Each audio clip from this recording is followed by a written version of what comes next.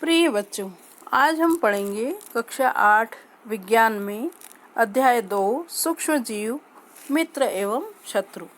तो आइए देखते हैं। आपने अपने आसपास के स्थानों पर पौधे एवं जंतुओं सहित अनेक सजीव देखे हैं, परंतु कुछ जीव ऐसे भी हैं जिन्हें हम बिना यंत्र की सहायता से केवल आँखों से नहीं देख सकते। इन्हें सूक्ष्म जीव कहते हैं। उदाहरण के लिए आपने देखा होगा कि वर्षा ऋतु में नम ब्रेड रोटी सड़ने लगती है तथा इसकी सतह सफ़ेद काले धब्बों से ढक जाती है। इन धब्बों को आवर्धक लेंस की सहायता से देखिए। आपको काले रंग की गोल सूक्ष्म संरचनाएं दिखाई देगी। क्या आप जानते हैं कि यह संरचना क्या है, यह कहाँ से आई है? तो बच्चों, जो सूक्ष्म जीव होते हैं उन्हें हम आँखों से नहीं देख सकते। उन्हें देखने के लिए हमें लेंस का उपयोग करना पड़ता है। लेंस की सहायता से हमें वे बड़े आकार में दिखाई देते हैं। तो अब हम आगे देखेंगे कि सूक्ष्म जीव क्या होते हैं और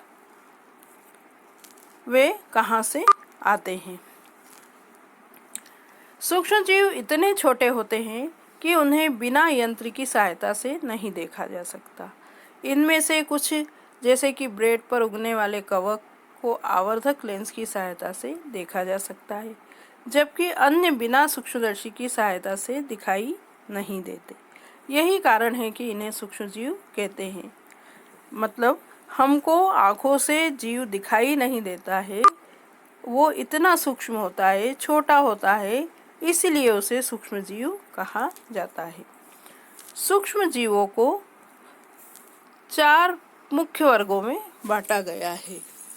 पहला है जीवाणु, कवक, प्रोटोजोआ और शैवाल। जीवाणु, शैवाल, प्रोटोजोआ एवं कवक के कुछ सामान्य सूक्ष्म जीव चित्र 2.1 से 2.4 में दर्शाए गए हैं, जिन्हें हम देखेंगे। विषाणु, वायरस भी सूक्ष्म होते हैं, परंतु वे अन्य सूक्ष्म जीवों से भिन्न हैं। वे केवल परपोषी में ही गुणन करते हैं, अर्थात जीवाणु, पौधे तथा जंतु कोशिका में गुणन करते हैं। विषाणु चित्र 2.5 में दर्शाए गए हैं। कुछ सामान्य रोग जैसे कि जुकाम, इन्फ्लुएंजा, फ्लू एवं अधिकतर खांसी विषाणु द्वारा होते हैं। कुछ विशेष रोग जैसे कि पोलियो, खसरा विषाणु या वायरस के द्वारा होते हैं। अतिसार एवं मलेरिया प्रोटोजोआ द्वारा होते हैं। टाइफाइड एवं क्षय रोग अर्थात टीबी जीवाणु द्वारा होते हैं।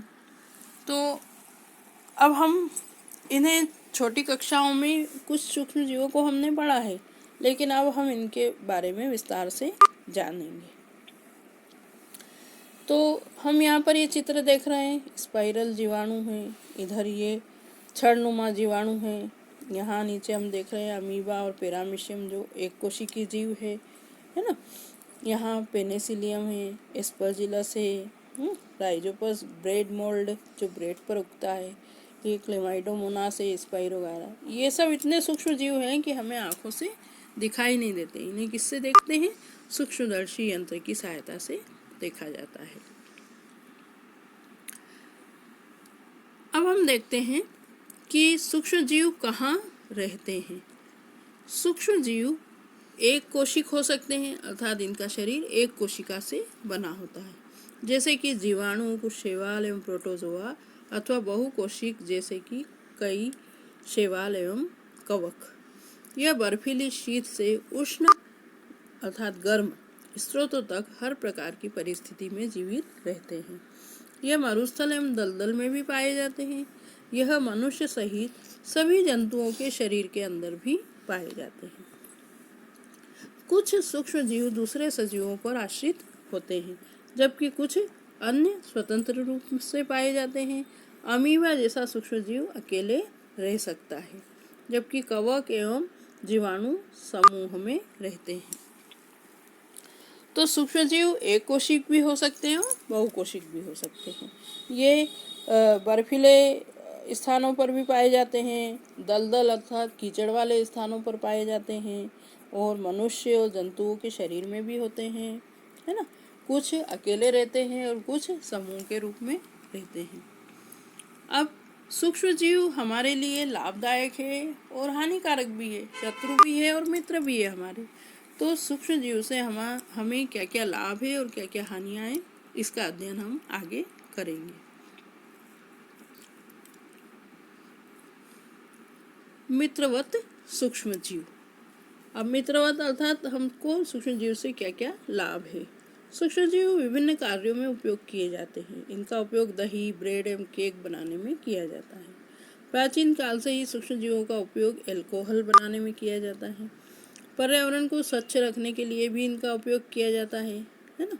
उदाहरण के लिए कार्बनिक अवशिष्ट, सब्जियों के छिलके, जंतु अवशेष, विष्ठा इत्यादि का अपघटन जीवाणुओं द्वारा किया जाता है। अर्थात हम जो कचरा, घर का घरेलू जो कचरा होता है, सब्जियों के छिलके, फलों के छिलके, कृषि के अपशिष्ट, है ना, वो सब उनको सड़ाने का कार्य, उनका अपघटन करने का कार्य कौन करता है? जीवाणु करता है। तथा हानि रहित पदार्थ बनते हैं, अर्थात उनका उपयोग हम कहाँ कर लेते हैं? खेतों में जैविक खाद के रूप में करते हैं। स्मरण कीजिए, जीवाणुओं का उपयोग औषधि उत्पादन अर्थात दवाई बनाने में, कृषि में मृदा की उर्वरता में वृद्धि करने में किया जाता है ना। जैविक खाद को हम खेतों में डालते हैं तो उससे हमारे जो मिट्टी होती है उसकी उर्वरा शक्ति बढ़ती है, जिससे नाइट्रोजन का स्थिरीकरण होता है, अर्थात नाइट्रोजन की मात्रा मिट्टी में बढ़ती जाती है। अब आगे हम देखेंगे कि दही एवं ब्रेड किस प्रकार बनते हैं, है ना।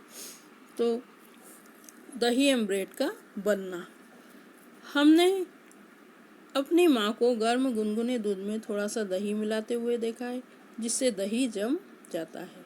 आपने घर में देखा होगा कि आपकी मम्मी दही जमाती है तो उसमें दूध गर्म करके उसमें थोड़ा सा दही डाल देती है और वो दूध पूरा दही में परिवर्तित हो जाता है। दही में अनेक सूक्ष्मजीव पाए जाते हैं, जिनमें लैक्टोबैसिलस नामक जीवाणु प्रमुख है। दही में कौन सा जीवाणु होता है? लैक्टोबैसिलस जीवाणु होता है, जो दही को जमाने में मदद करता है, दूध को जमाने में मदद करता है, दूध को दही में परिवर्तित कर देता है। वह दूध में जनन कर उसे दही में परिवर्तित कर देते हैं। जीवाणु पनीर, अचार और अनेक खाद्य पदार्थों के उत्पादन में सहायक होते हैं। रवा अर्थात सूजी, इडली एवं भटूरे का एक महत्वपूर्ण संगठक दही है। क्या आप अनुमान लगा सकते हैं कि ऐसा क्यों है? जीवाणु एवं यीस्ट चावल के आटे में किण्वन में सहायक होते हैं, जिससे इडली और डोसा बनता है। अब हम आगे क्रियाकलाप देखेंगे। एक बर्तन में आधा किलोग्राम आटा या मैदा लेकर उसमें थोड़ी सी चीनी डालकर गर्म जल मिलाइए। इसमें थोड़ी मात्रा में एक चुटकी यीस्ट पाउडर मिलाकर गूंथ लीजिए। आप 2 घंटे बाद क्या देखते हैं? क्या आपने गूथे हुए मैदे को उठा हुआ अर्थात फूला हुआ पाया? अर्थात हमने जो मैदा गूथा था उसमें हमने क्या डाला था? यीस्ट पाउडर डाला था और उसको हमने गूंथ कर रख दिया। तो हमने जब रखा था वो इस स्थिति में था, और जब हमने उसको आधे घंटे बाद या 2 घंटे बाद देखा तो वो इस तरह से फूला हुआ हमको दिखाई दिया। अर्थात उस मैदे में खमीर उठ जाता है, जिससे वो मैदा स्पंजी बन जाता है। तो इस तरह से हम उस मैदे में खमीर उठाकर और ब्रेड बनती है उससे, या केक बनता है। तो वो आपने देखा होगा ब्रेड और केक कैसे स्पंजी होते हैं, तो वो किस कारण होते हैं? खमीर के कारण।